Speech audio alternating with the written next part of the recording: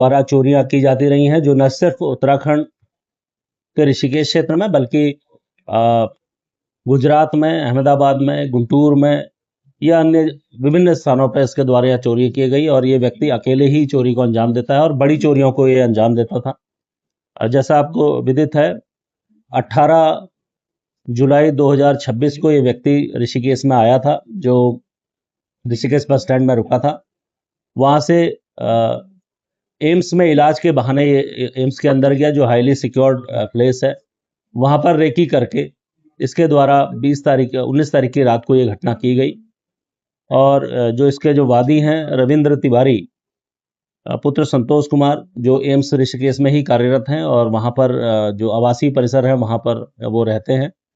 उनके द्वारा पुलिस को ये बताया गया कि उनके घर से काफ़ी सारा नकदी, ज्वेलरी और पैसा चोरी करके कोई व्यक्ति लिया गया है। आसपास के जो सीसीटीवी फुटेज वगैरह खंगाले गए तो उसमें एक व्यक्ति जो वहां से जाता हुआ दिखाई दिया। जब उसको बैक ट्रैक करके हम लोगों ने कोशिश करी, लगातार उसका पीछा किया।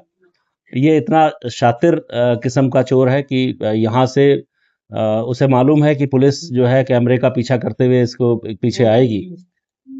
तो इसके द्वारा चोरी करने के बाद यहाँ से पहले विभिन्न बसों को चेंज करते हुए रुड़की गया और रुड़की में खाली स्थान से फिर वापस ऋषिकेश आया ताकि जो है पुलिस आगे की ओर चला जाए। लेकिन मैं इसमें हमारे इंस्पेक्टर ऋषिकेश, सीओ ऋषिकेश और इनकी पूरी टीम और एसपी ग्रामीण के साथ जो हमारी एसओजी ग्रामीण है, इनको मैं बधाई देता हूँ। इनके द्वारा बहुत ही माइन्यूटली इस पूरे घटनाक्रम को देखा गया। सीसीटीवी फुटेज का कई बार एनालिसिस किया गया तो ये व्यक्ति के बारे में हमें पता लगा। इसको बैक ट्रैक करते हुए पुलिस पूरे दिल्ली तक गई और वहां से फिर इसकी अरेस्टिंग की गई। ये व्यक्ति के द्वारा न सिर्फ यहाँ की चोरी का खुलासा हुआ है बल्कि विभिन्न 3 अलग-अलग राज्यों की, इसमें गुजरात की और एक आंध्र प्रदेश की भी चोरी का खुलासा हुआ है। करीब 50 लाख से ऊपर की रिकवरी इससे भी हुई है। बाकी अभी इसको रिमांड पे हम लोग कोशिश करेंगे कि शीघ्र ही इसको रिमांड पे लिया जाए और जो अन्य चोरियां हैं, क्योंकि इसका काफ़ी बड़ा आपराधिक इतिहास भी है जो अभी हम लोग और भी पता कर रहे हैं, तो उन सभी के बारे में आप पता किया जाएगा। बाकी इस संबंध में जो आप कुछ बताना चाहती हैं इसमें? एक बार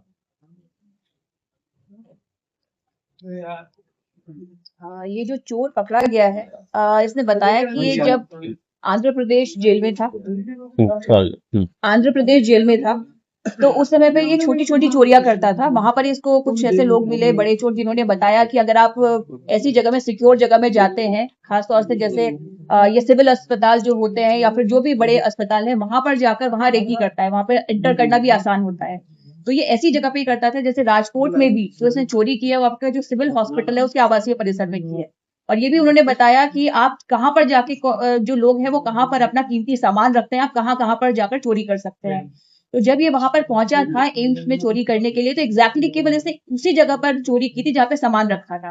तो हमने इससे पूछा भी था कि क्या तुमने रेकी की है या क्या तुम्हें घर के अंदर की जानकारी थी, क्योंकि हमें लग रहा था कि कितना पॉइंट वाइज इसने वो एक ही जगह पर देखा था, तो ऐसा हमें लगा कि शायद ये पहले से अंदर के किसी व्यक्ति को जानता होगा, उस पर भी वर्क कर रहे थे। लेकिन इसने बताया कि बस मैं परिसर की रेकी कर रहा था, लेकिन लोग ज्यादातर सामान जहां पर रखते हैं मैंने उसी जगह पर, मेरा पूर्व का जो अनुभव रहा है उसके आधार पर मैंने वहीं पर ही चोरी की। तो इसके पास से जो सामान मिला है राजकोट की चोरी का भी है और साथ ही साथ इसने यहाँ पर जो 25 लाख की चोरी की थी उसका भी ये सामान है। और ये बड़ा शातिर है, इसने कई बार हमें ये टहलाने के लिए ऐसा किया कि ये दिल्ली की बस में 2-3 बार बैठा, लेकिन वापस घूम फिर के ऋषिकेश ही आ गया। तो हमारी टीम दिल्ली तक भी 2-3 बार होकर आई, लेकिन फाइनली जब वहां पे कुछ पता नहीं चलता था तो फिर हम यही के कैमरास देख रहे थे। फिर कल रात इसे जगन्नाथ के बैरियर के पास से अरेस्ट किया गया, क्योंकि सोना बहुत ज्यादा था, ये बेचने की कोशिश कर रहा था। इतने बड़े अमाउंट में कोई खरीदता तो फिर इसकी खुलासा हो सकता था। तो सारा का सारा जो सामान है वो रिकवर हो गया, क्योंकि ये बेच नहीं पाया उसको।